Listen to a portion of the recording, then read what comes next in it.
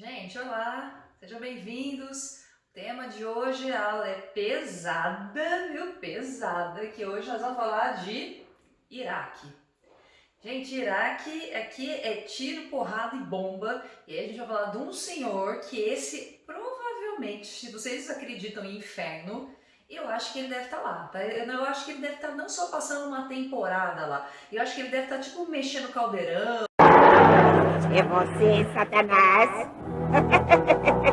É o Saddam Hussein, não falei o nome dele, Saddam Hussein. Gente, vamos então para o Iraque. O Iraque, gente, quando eu estava preparando essa aula, eu fui atrás, né, do que era o Iraque antes de ser Iraque. Gente, o Iraque era onde antes era a Mesopotâmia, onde depois tinha os Sumérios, onde depois tinha os Assírios. Aí depois eles foram tomados pelos persas lá no ano 5 antes de Cristo. Aí depois chegou o Império Otomano, foi lá e tomou tudo. E o Império Otomano, gente, ficou tomando conta daquela região, né, não só do Iraque, mas de grande parte do Oriente Médio, até a Primeira Guerra Mundial. Vocês devem se lembrar, né? Que aí a gente teve muitas guerras ali que foram travadas, principalmente entre esse Império Otomano e os franceses e os ingleses. Os ingleses tiveram a ajuda de várias tribos com a ideia de que depois formaria uma única Arábia, que na verdade foi um sonho deles que nunca foi para frente. E depois que terminou a Primeira Guerra Mundial e eles conseguiram vencer o Império Otomano, quem ficou ali como meio que dono, né, quem ficou meio que ocupando o território, foram os ingleses. Então ele foi até 1932, ficou como sendo território inglês. E aí vocês lembram, gente, que a Inglaterra e a França praticamente dividiram aquelas regiões, transformaram aquela grande área em vários outros países menores, porque assim seria mais facilmente deles serem manipulados. A gente tinha aquele plano, lembra do plano Sykes-Picot, tá? Então ainda estava aqui rolando esse plano, e aí você tinha ocupação em alguns lugares dos franceses e em outros dos ingleses. Bom, acontece que aí a gente teve uma revolta popular, os ingleses acabaram cedendo, né, acabaram sendo expulsos do Iraque, e aí a gente vai ter a proclamação de primeiro vai ser uma monarquia, tá, gente? No primeiro momento, o Iraque se transforma numa monarquia, num país mais monárquico, e só em 1958 é que se transforma numa república, tá? Se é república, aí a gente passa a ter presidentes e não mais sucessão de tronos monárquicos como a gente tem em outros países. Bem, gente, só que assim, lembra quando eu passei aquela questão de etnias, né, de grupos étnicos que ficam espalhados em alguns lugares e não necessariamente eles estão presentes só em um país, como no caso dos judeus, por exemplo, que se concentram só em Israel. A gente tem uma outra população, junto com os árabes, que mora no Iraque. A gente tem no norte do Iraque uma grande concentração de curdos, que é um outro grupo, é um outro povo, mas que também mora meio que espalhado, tá? Lembre-se que os curdos, eles estão principalmente em algumas regiões do Irã, do Iraque, da Síria também, estão ali presentes. Em 1950, essa população que estava no norte do Iraque tenta fazer uma revolta, tá? Tenta fazer uma espécie de insurgência popular a fim de conseguir estabelecer um território que fosse só deles, ou seja, construir uma nação que fosse apenas curda. Gente, eles não só não conseguiram, como foram rechaçados, tá? E só um detalhe interessante, quem ajudou os curdos nessa revolta aqui em 1950 foi o Irã. Foi o Irã. Exatamente. Tá? O Irã realmente quer ajudar ali algumas coisas e acaba arranjando treta. Então eu quero que vocês guardem que desde aqui a gente já começa a ter, digamos que um ranço, sabe? Uma rivalidade entre Irã e Iraque. A gente vai ver que essa rivalidade já vinha existindo por conta de alguns territórios, eles já tinham essa rivalidade, mas aí a partir do momento que o Irã vai lá e ajuda em 1950 essa revolta curda, que foi fracassada, mas mesmo assim teve a ajuda do Irã, aí a partir desse momento a gente vai ver que o ranço, gente, só cresce. Vocês sabem como é que é ranço, né? Uma vez que a gente pega, difícil de tirar, né? Uma vez que você vai ali... Enfim. Gente, em 1958, como eu falei, o Iraque se transforma, não deixa de ser uma monarquia, passa a ser uma república, e depois em 1979, aqui vai surgir ele, que é o próprio capeta, tá bom? Saddam Hussein. Gente, vocês pegam a biografia do Saddam Hussein. Gente, Saddam Hussein, primeiro, ele foi criado sem pai. O pai dele ninguém sabe se morreu ou se abandonou ele antes dele nascer. Depois ainda, não era nem adolescente, ele é acusado de ter matado uma prima e uma tia. Depois, quando ele é adolescente, ele era um adolescente bem grandão, assim, diz que bem fortão, já sempre muito violento, sempre envolvido, assim, sabe, com umas companhias meio pesada. Ele tenta entrar no exército, ele não consegue. Ele entra para um partido político lá do Iraque que tenta fazer um golpe do Estado. Não dá certo, ele é preso. Só que ele não quer. Durante, aliás, o julgamento, ele é condenado à morte, ele foge. Vai para o Egito. Do Egito ele se transforma, ele faz uma faculdade de Direito, volta lá para o Iraque, que aí o partido dele estava em ascensão. Ele se transforma, ele consegue entrar no exército, se transforma em general e depois ele se transforma em presidente, tá? Pesadão, viu, gente? É tentado, sabe? É coisa violenta mesmo a história desse rapaz aqui, não é boa não. E uma vez que ele se transforma em presidente, desde o início ele já vai dar, assim, né, logo de cara, alguns conflitos, alguns probleminhas, digamos assim. Já ele é eleito em 79, em 1980 ele resolve arranjar uma treta, ele resolve arranjar já um conflito, que vai ser um conflito que dura apenas 10 anos. 10 anos? Pouco menos, né, burrinha? Vai até 1988. Gente, Saddam Hussein ele resolve então invadir o Irã, por quê? Vamos relembrar na aula sobre o Irã, que a gente viu que em 79 também, mesmo ano de eleição do Saddam Hussein no Iraque, no Irã a gente teve em 79 a Revolução Islâmica. Revolução Islâmica é essa que transforma completamente o país, e essa transformação completa é tomada principalmente por xiitas, né? A grande maioria lá da população do Irã é xiita, e aí você tem uma grande transformação social, política, religiosa, né? De cunho religioso. O Irã, aliás, se transforma numa nação teocrática, né? Você tem a ação da religião ali por trás. E com isso, gente, o Saddam Hussein, ele pensa assim, na verdade ele vai ter vários motivos, tá? Não vai ser só uma coisa, não. Ele vai pensar, primeiramente, bom, o Irã e o Iraque nunca se deram bem. Então a gente já tem aí uma relação problemática entre as duas nações. Um outro motivo é que se o Irã acabou de fazer uma revolta, e se ele teve que se transformar, e sempre quando a gente fala revolta, gente, é porque teve provavelmente mortes, né? Teve transformações, isso não é uma coisa simples. Então, na cabecinha do Saddam Hussein, o Irã, ele estava frágil, o Irã, ele estava, digamos que, passando por problemas ali que facilitaria para ter um conflito. E aí o Saddam Hussein conseguiria o que ele queria.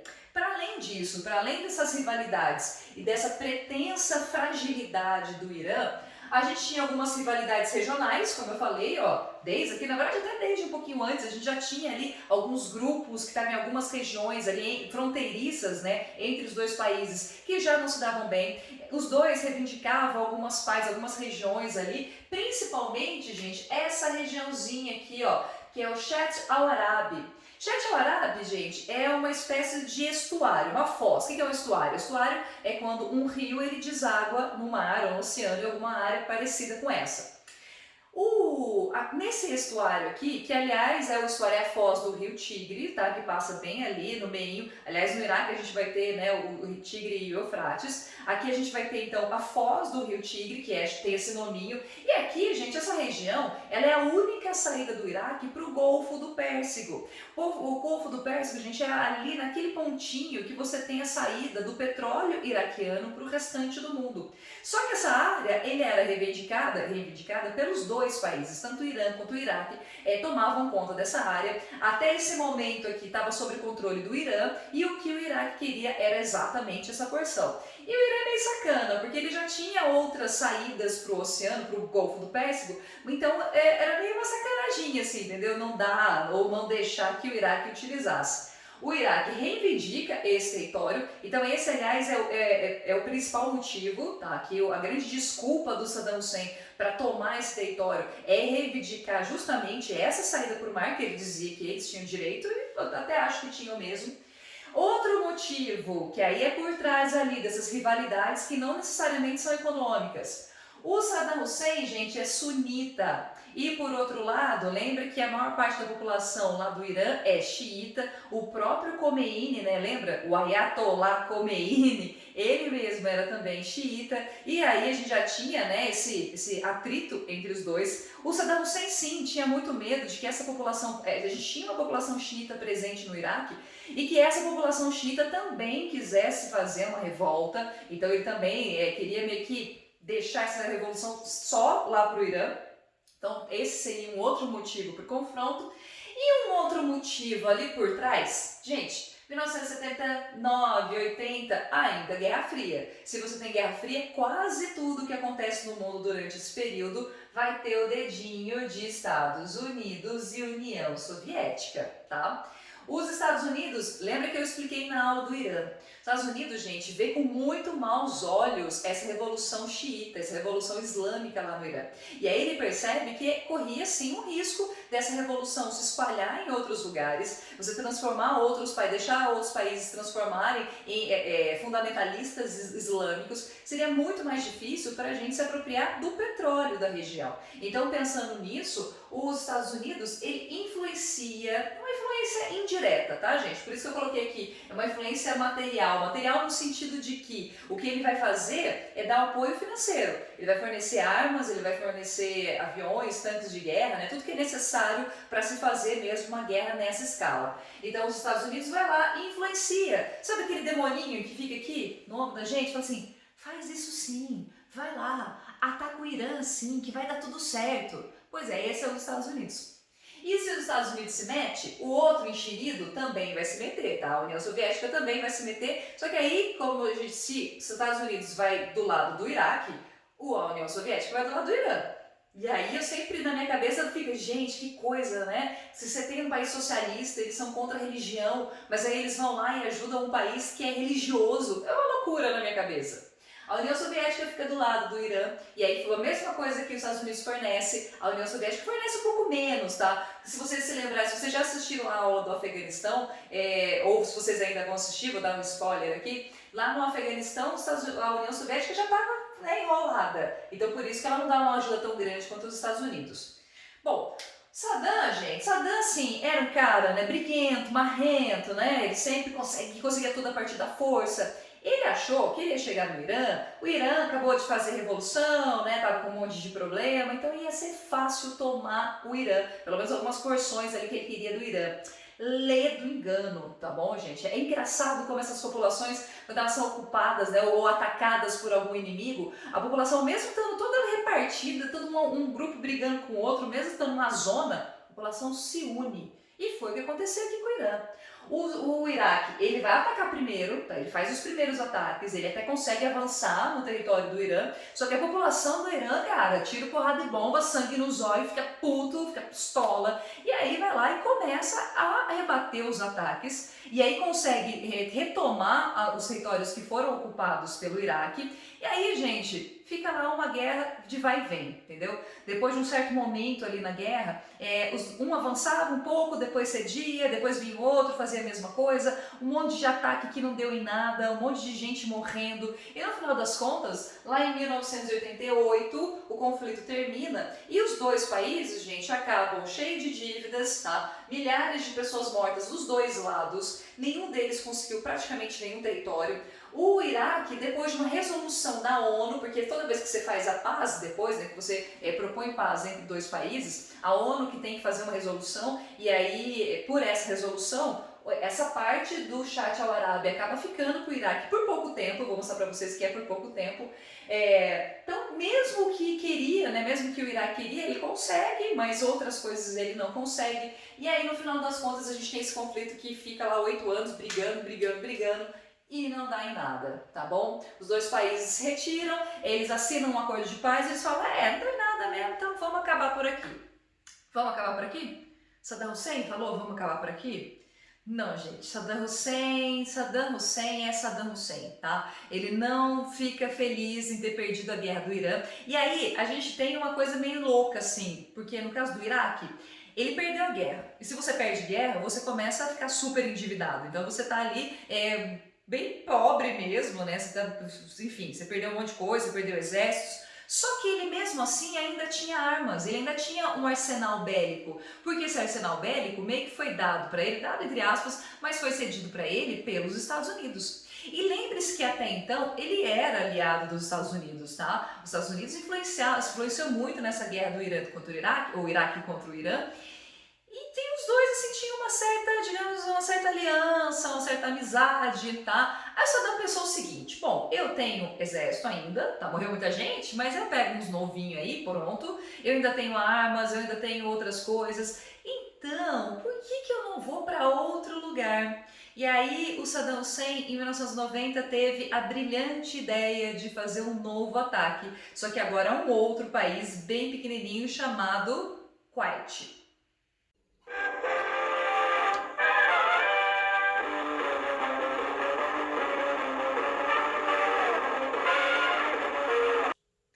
Gente, Saddam, não satisfeito, em 1990 ele inicia uma nova guerra, um novo conflito. Em 1990 ele vai invadir o Kuwait. O Kuwait é um país bem pequenininho, gente, que dá de frente praticamente ali no Golfo Pérsico e tem bastante petróleo, tá? Também ali como alguns outros países da área tem bastante petróleo. O Saddam Hussein, gente, como eu falei pra vocês, ele perdeu a guerra, mas tipo assim, ele não se deu por vencido. E aí, como ele tinha uma dívida, mas ao mesmo tempo ele tinha um arsenal ainda bélico, então ele falou assim, já que eu tenho mesmo, e já que os Estados Unidos são meu parça, entendeu? Então, beleza, vamos lá e vamos invadir. E aí ele vai lá e invade o Kuwait. Só que para usar como justificativa, olha que imbecil, ele vai dizer que os motivos que levaram ele a invadir o Kuwait é porque o Kuwait ele tinha sido criado por nações imperialistas e que, portanto, seria um país que estava visando ali os interesses desses países. Gente, praticamente todos os países ali era para isso, né? Foram criados por interesses imperialistas. Então, era uma desculpa bem idiota da parte dele, sendo que na verdade a gente sabia que os motivos mesmo eram, primeiro, petróleo. Quanto mais petróleo, você conseguiria diminuir a dívida que ele tinha pego lá da guerra do Irã e o Iraque, claro. E outra coisa é a saída do mar. A saída para o mar ainda é algo que chamava acaba atraindo muita atenção do Saddam Hussein, tá bom? Então esse foi o outro motivo que ele invade. Só que aí, gente, o amigo até então dele, que era dos Estados Unidos, né? Os Estados Unidos falava, vai lá, Saddam, invade mesmo o Irã, aquela coisa toda. Não gostou nada da ideia, não.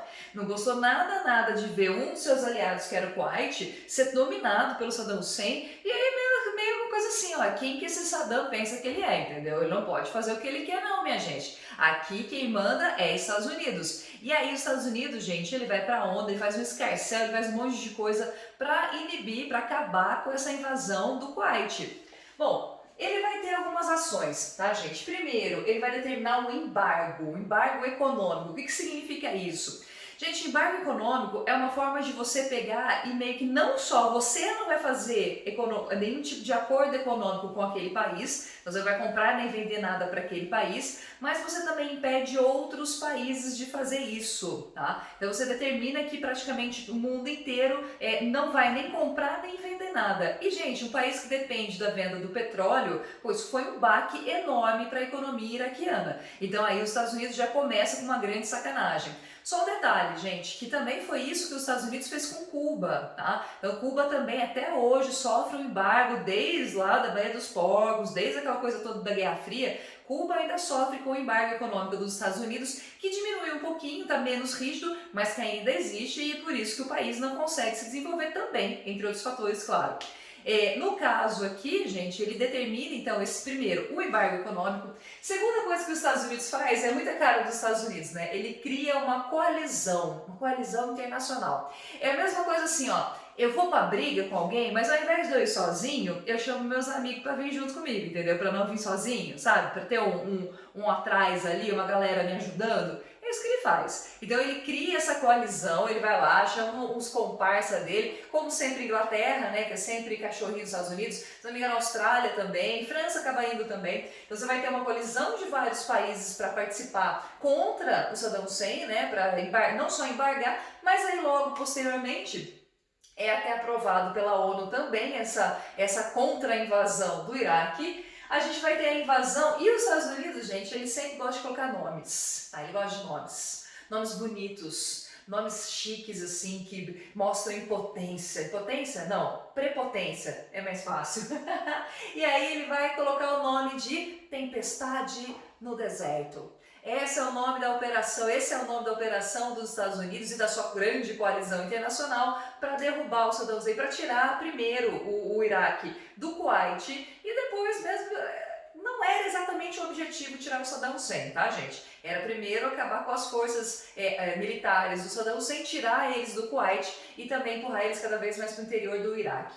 Bom, Gente, é muito rápido, tá bom? Aliás, é muito legal que essa vai ser a primeira guerra que é televisionada ao vivo, tá? Eu era ainda bem criancinha, praticamente quase na mamadeira ainda, mas eu assisti na televisão, passava os ataques dos Estados Unidos, então era mísseis Scud, que ficava não sei o quê. Enfim, a gente praticamente viu ao vivo essa guerra, foi a primeira que foi televisionada ao vivo, então isso é uma coisa, né, nova, pelo menos na história, para aquela época era.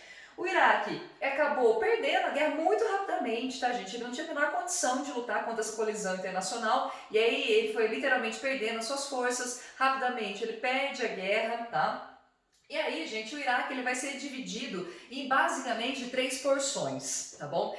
Por alguns que a gente chama de paralelos, tá? Esses paralelos, gente, vão dividir uma área que basicamente é a área que os Estados Unidos deixou para o Iraque, tá? Então você tem a areia do meio ali, que praticamente é a região, que o Iraque meio que tem uma certa liberdade, tá bom? É ali o governo do Saddam Hussein, e aí a gente tem uma porção ao norte e uma porção ao sul, que é uma zona de exclusão, em que, digamos que é domínio sim dos Estados Unidos, tá bom? Então essa região aí, ela acaba sendo dominada pelos Estados Unidos, inclusive é uma área que pode passar os aviões, né? Você tem uma liberdade ali de tráfego aéreo, coisa que no meio você já não tem, tá bom? Então, o Iraque, ele fica dividido, e uma coisa interessante, gente, é que o Saddam Hussein não é tirado do poder, tá bom? O Saddam Hussein, ele se mantém no poder, apesar de tudo que ele fez, tanto no Irã quanto depois no Kuwait, ele continua como presidente, mas por quê?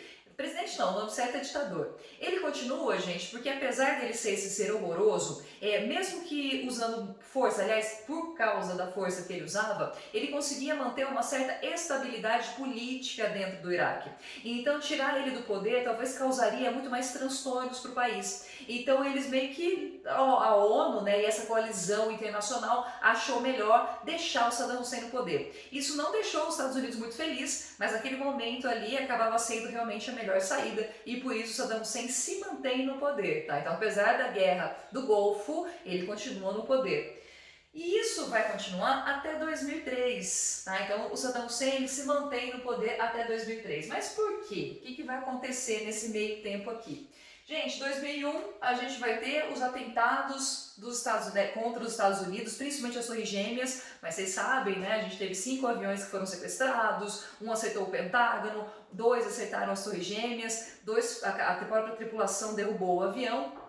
E aí, gente, a partir desse momento, né, depois que você tem os ataques ao World Trade Center, depois do 11 de setembro, os Estados Unidos ele tenta fazer uma mudança muito drástica da sua política.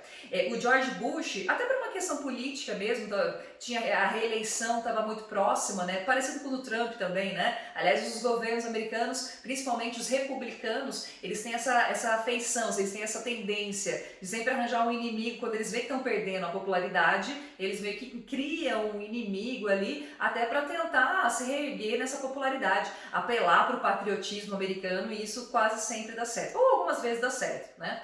Bom, o George Bush ele vai criar uma política chamada de guerra ao terror. E nessa guerra ao terror ele também vai criar um grupo de países que é chamado de o Eixo do Mal. E dentro do Eixo do Mal estava lá o Iraque. Então, o Iraque era considerado então um dos países integrantes do Eixo do Mal, junto com a Coreia do Norte, junto com a Líbia, junto com o próprio Afeganistão. Bom, esses países, gente, estão dessa eixo terrível do mal. E com essa guerra ao terror, os Estados Unidos ele já meio que determina que é óbvio que ele vai fazer ataques a alguns países. O primeiro alvo dele é o Afeganistão, porque era o país que estava meio que escondendo, meio que muquifando ali o Osama Bin Laden, causador dos atentados da Torre Gêmea, né? A grande mente por trás das Torres Gêmeas, de todo o atentado do 11 de setembro. E o Iraque, gente, a priori, quer dizer, no primeiro momento, ele não era alvo, tá? Mesmo fazendo parte do eixo do mal, não tinha de fato um motivo para você atacar o Iraque ou para você colocar mesmo ele dentro do eixo do mal, tá? Pensem no seguinte, o Iraque, gente, desde 1990 vinha sofrendo o embargo econômico. País que tem um embargo econômico, gente, raramente ele consegue ter um desenvolvimento. Ele não consegue vender nem comprar nada de ninguém, claro que tem gente que vai comprar e vender dele, mas muito pouco. Quer dizer que a sua economia, que já é uma economia, gente, que sofreu desde 79, já está lá, né, passando por vários problemas, perdeu uma guerra, depois perde uma segunda guerra, tem um embargo, não tem como esse país se desenvolver. não tem como esse país ter basicamente nada, tá? Ele vira um país extremamente pobre, subdesenvolvido, mesmo tendo petróleo. Se a gente for fazer a comparação, né, muito diferente se você pegar os Emirados Árabes ou a Arábia Saudita, que tem petróleo, mas que conseguem sim ter um desenvolvimento, ainda que continuem sendo países subdesenvolvidos, porque não tem alguns fatores, porque você tem muita pobreza, desigualdade, mas são países ricos, né? Se você comparar com o Iraque tem petróleo, gente, mas não tem absolutamente nada, nem um pedacinho da riqueza que a gente tem em outros países lá do Oriente Médio. Os Estados Unidos, sem nenhuma desculpa para invadir o Iraque, ele vai dizer o seguinte: ele vai dizer que vários espiões e várias imagens de satélites apontavam que o Iraque tinha armas de destruição em massa, principalmente armas químicas. Bom, e aí com essa desculpa eles até mostram algumas imagens de satélite muito esquisitas, com umas fábricas e tal, e aí com essa desculpa eles vão lá e em 2003 eles invadem o Iraque, tá? Gente, era uma desculpa muito idiota, tá bom? Tanto é que muito pouco tempo depois se descobriu que não tinha nada de arma química, nem de arma de destruição em massa, nem fábrica, Malemar tinha coisa mesmo, alguma coisa para se vender ali no Iraque. Então realmente foi uma desculpa idiota que eles deram. E aí nesse caso, gente, o motivo da invasão dos Estados Unidos era principalmente você terminar de dominar o Iraque, tá? E agora sim você pegar todo o território, que você tinha algumas partes que tinha petróleo, mas tinha o meinho ali, né, gente? O meinho ainda tinha petróleo. Então você tinha essa dominação mais concreta, de fato, desse recurso do Iraque, tá bom?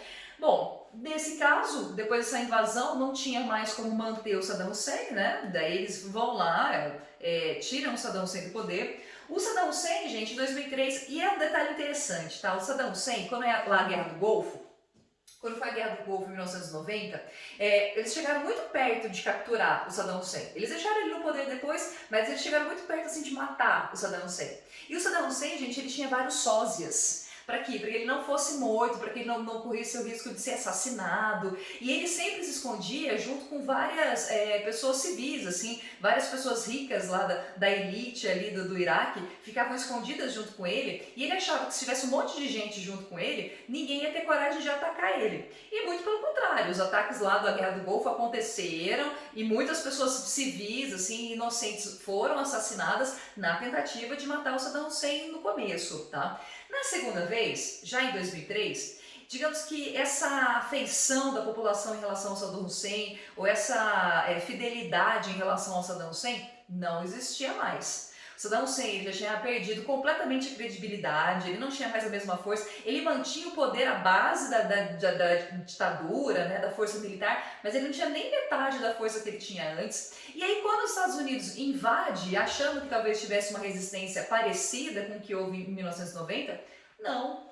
A população, muito pelo contrário, até ajudou às vezes, tem até algumas imagens da população mesmo derrubando algumas estátuas do Saddam Hussein, né? Eles ajudaram os militares americanos, então não tinha nenhuma fidelidade. E aí, gente, rapidamente, depois da invasão, eles já encontraram o Saddam, porque o próprio Provão falou assim, ó, Saddam Hussein tá lá escondido, mano, vai lá, o Saddam Hussein tá lá, ó. Muito todo mundo dedou ele. E eu sempre gosto de fazer esse paralelo, né?